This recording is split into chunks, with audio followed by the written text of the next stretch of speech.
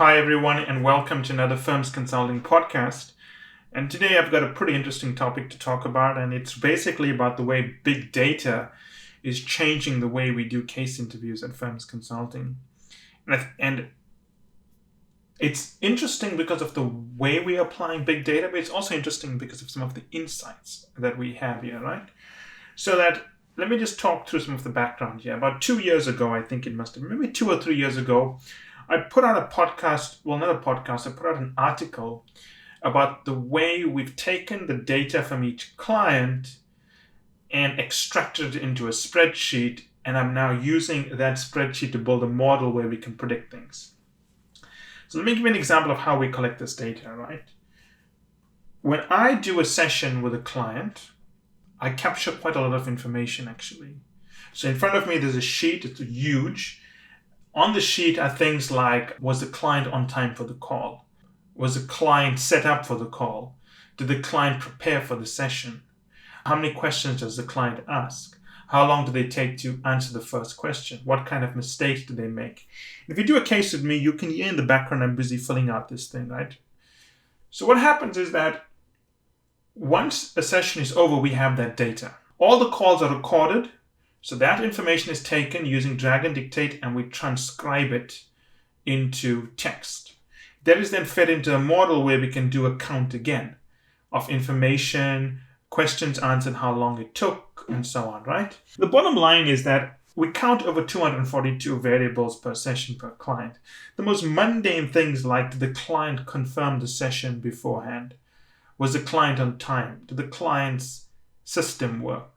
Did the client take the call from their mobile phone? Did they take it from their laptop?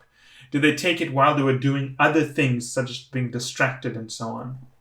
Now, when I started this exercise, most people thought I was crazy, and they thought I was wasting my time. For a long time, I was wasting my time. I was busy sitting there collecting all this data.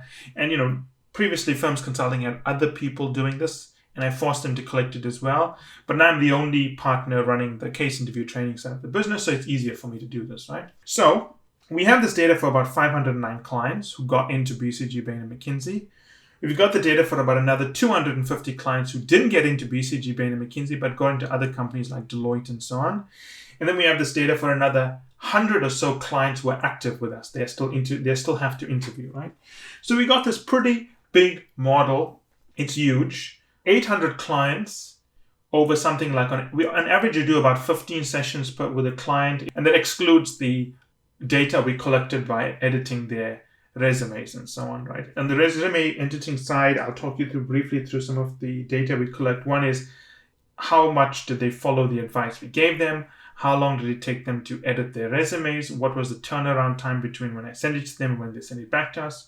We collect quite a lot of things, but altogether 242 metrics. I probably could put in more metrics, but it takes a lot of time to do that, right? Now, since the middle of 2014, well, not the middle, I'd say towards Halloween of 2014, end of October, we've been using that model to do two things. When someone writes to us and wants to join our program, we can start comparing their profile versus the profiles in the model. So it can tell us, okay, based on this person's profile, how are they likely to do versus other clients? Second, when people join the program, the model tells us how they're doing. So once they finish session 1 and we upload all their stuff into the model then draws correlations and says, based on the way this person has been behaving in this session and maybe session 2, this is how they are likely to perform given the correlation to other candidates. Now, the model has pretty much surprised us, right? One of the things you will notice is that sometimes you get emails from me out of the blue checking up on you. Well, one of the reasons as a client I'm doing that is the model is predicting there's a problem, right? Based on your behavior, based on your profile, based on the way you're acting, other clients have done the same things. They've experienced a problem. So I see this red flashing sign in this pretty large database model that we've built. Now, let's look at some of the more interesting correlations here. I mean, there's a lot I can talk about, and I just want to talk about the most important things, the most counterintuitive things, right? And there's a lot, so I'm going to pick some at random here just to talk through the things that I think are interesting. The first one, right? Let's assume you're an Asian female. If you have a flat or a low voice, you have an exponentially higher probability of getting an offer versus someone who speaks with a high-pitched voice. I mean, I could speculate about the causality, but the correlation is pretty clear. That probability goes up even higher if you are an Asian female, not applying in the West, but applying in Asia. For some reason, lower voices are seen as being more prestigious in Asian cultures. Probably it means you're more westernized, right? So that's a very bizarre thing. In fact, sometimes when we're interviewing female clients, we consider their voice when we make decisions now whether to bring them into the program, because there's such a strong correlation, right? So that's one of the things we look for. The other thing we look at is this. We look at the number of people who actually pick up the phone and call us. As bizarre as this may sound, but there's almost 100%, according to the model, and this is based on anecdotal evidence as well that will support it, is that if you pick up the phone and call us, there's an almost 100% probability you're not going to be placed. And that one took me a long time to figure out, but what I think it means is that when people, when they actually take the time to pick up a phone and they call me to speak to me, they tend to be quite anxious, or they tend to be quite worried. There are people who usually are quite worried about their preparation, so they actually go through that hurdle of picking up the phone to call me. And because they're so worried and so anxious, it actually hurts their preparation, right? Which is very interesting, right? People who take a long time to respond to emails that we send to them almost always do worse in the program. I don't know what the causality for that one is, but the model is pretty clear about that one as well. People who don't want to move their session. So for example, let's assume I've got a session with you on 5 p.m. on a Friday, and I write to you on Thursday saying, hey, Peter, I've got a client who's interviewing that night and he wants to know if he can have your session. If you say no, I'm okay with it, but I'm just checking with you. Clients who are inflexible with their time almost always do bad with the program. Almost always do badly with the program, right? It's almost uncanny how close the correlation is, right? And this is across, 700 let's forget the last 100 that are still working with us, but let's say across 750 clients, right? The model is pretty clear. If you're inflexible, you're going to do badly, right? Females who start practicing early with their colleagues before they've gone through the program with us almost always do badly.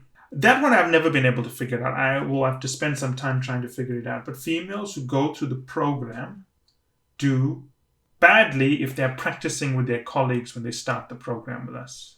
Females who are referred by other females tend to do very badly as well. Females who apply by themselves without a referral do much better. I mean, the statistically significant differences here, right? Again, I can speculate about why that is the case.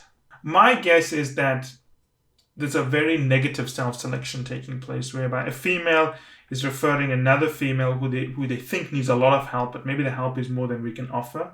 But females who find our program by themselves and apply tend to do better when they apply by themselves versus getting a referral from someone who's been through the program. That one to me is weird because there's so many females are now the dominant group in our program, right? So hard to understand. We'll have to work on that, but that happens, right? People who don't submit full applications when they want to join our program almost always do badly. There's no even contest there. And it could be any number of reasons. My feeling is that when someone applies to our program, they don't submit the full application. They are not really interested in joining. They just sent through an application and they were hoping to get a bite, but they weren't really sincere. They haven't really done any of the homework and so on. Clients who...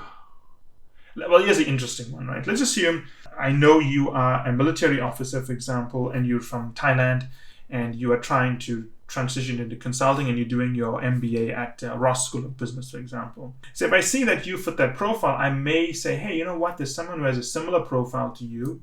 Why don't you write to them? Now, we find that when clients where we offer to put them in touch with someone else who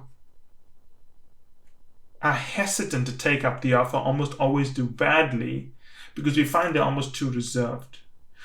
The flip side of that is clients who are very aggressive about finding practice partners do pretty poorly, right? Other data, clients who are in touch with us often. So they keep touch base with me every 3 or 4 days through the program always do better than clients who don't keep much contact with me. Clients who send me 3 emails a day are almost always going to do bad. It's not because of the emails, it's what the email signifies. They lack a lot of confidence and they are probably spending too much time on this, right? Now, the bottom line is that I can go through so much correlations and statistical analysis that we pull, but the point is this. We now use this model quite heavily when we do selections. We've pushed into areas of hiring, of bringing candidates from all parts of the world who seemingly have no hope in hell. Snowball has a greater chance than these guys getting through. But we brought them in, not just because we're going out in a wing on a prayer, but because the model is telling us that, if you look at this person, the way they've communicated and the way they've behaved, there's a high probability they'll do well. Now, again, I fully admit that we don't know the causality for all of these things, but it doesn't matter. The correlation is good enough for us, right? And there are going to be times we're going to make mistakes whereby the correlation applies under certain conditions, which maybe just didn't apply in this case, even though the causality was there. And that's okay.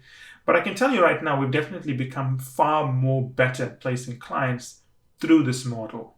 We kept the model sitting on an air-blocked laptop so that it's very hard for anyone to even download it inadvertently. But this has made our lives a whole lot easier. And my guess is that if consulting firms were better at collecting the data for the people they interviewed, I'm sure they would be wildly more effective than we are. We've only got data for about 750 to 850 people, right?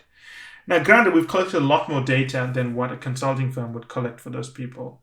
But if consulting firms were much better at collecting data, I can just imagine how much more successful they would be at the people they bring in and the people they get placed, right? Because think about it, we're basically doing the same thing.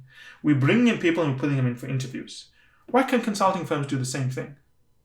Bring in people that have a higher probability of getting placed. Think how much money it would save these consulting firms if they didn't waste it on people that had a lower probability of getting placed. So there will be many more podcasts about the big data model we are using, but it's definitely been enormously influential within Firmsconsulting and the way we make decisions. And, for a long time, things were in my head where I'd say, well, I know a client did this, but over the last 2 years, they're not these connections and relationships are no longer in my head. The point is it has proven to be very accurate. And my gut is that we're going to be using it even more going forward. On the executive program side, the executive program is new. It's only 2 years old. But over time, we will build this out. And over time, we hope to build out data from the subscription side of the program as well. And then the model should only become more and more accurate. And that's it for today's episode. I hope you enjoyed it as much as I enjoyed doing the episode. Finally, I want you to remember that the only way to get access to our special offers, the only way to get our special pricing, and the only way to get samples of our content is to join the list on firmsconsulting.com. It's the only way also to get access to our unique advanced content that we make available to insiders. So if you want to get a sneak peek of things, test it out, see what's in there, this is the place to go. And finally, I want to thank you again for making us one of the largest podcast channels around the world for careers and for the 2 million downloads and counting.